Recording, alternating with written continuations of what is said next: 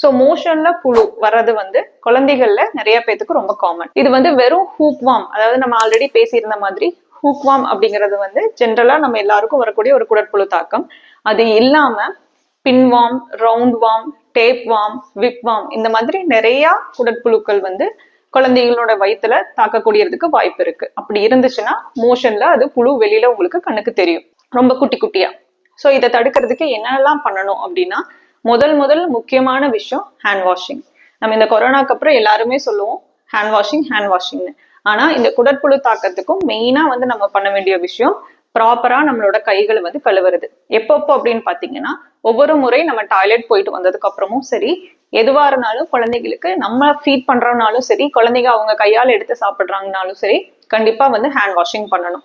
ரெண்டாவது விஷயம், கையில இருக்கிற நகங்கள் வந்து கண்டிப்பா ரெகுலரா ட்ரிம் பண்ணணும்.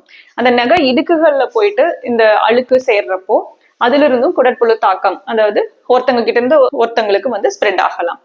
அதே மாதிரி இந்த நெயில் பைட்டிங் ஹேபிட் இருக்கிற குழந்தைகளும் சரி, நகம் கடிச்சிட்டே இருக்கிற குழந்தைகளும் சரி, நைட்ல இந்த விரல் சப்புற மாதிரி இருக்கிற குழந்தைகளும் சரி, அதை கண்டிப்பா அவாய்ட் பண்ணணும். அது மூலமாவும் குடற்புழு தாக்கம் குழந்தைகளுக்கு வரலாம்.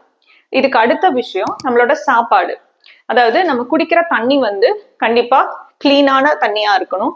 உங்களுக்கு டவுட்ஃபுல்லா இருக்கு, ஒரு காமனான வாட்டர் சப்ளைல இருந்து நீங்க அந்த தண்ணியை யூஸ் பண்றீங்க அப்படின்னா, குழந்தைகளுக்கு கொடுக்குறப்போ கண்டிப்பா கொதிக்க வச்சு ஆற வச்சு கொடுக்கறது ரொம்ப நல்லது. அதே மாதிரி நம்ம கடையில வாங்கினாலும் சரி, டைரக்டா விவசாயம் பண்றவங்க கிட்ட இருந்து வாங்கினாலும் சரி, கண்டிப்பா ஃப்ரூட்ஸா இருந்தாலும் வெஜிடபிள்ஸா இருந்தாலும் நல்லா வாஷ் பண்ணி அதை யூஸ் பண்ணணும். ஏன்னா நான் ஆல்ரெடி சொன்ன மாதிரி அந்த குடற்புழுக்களினுடைய முட்டைகள் வந்து அந்த ஃப்ரூட்ஸ்லயும் வெஜிடபிள்ஸ்லயும் இருந்து அது குடலுக்குள்ள நமக்கு போயிட்டு நமக்கு தொந்தரவு வர்றதுக்கு வாய்ப்புகள் இருக்கு.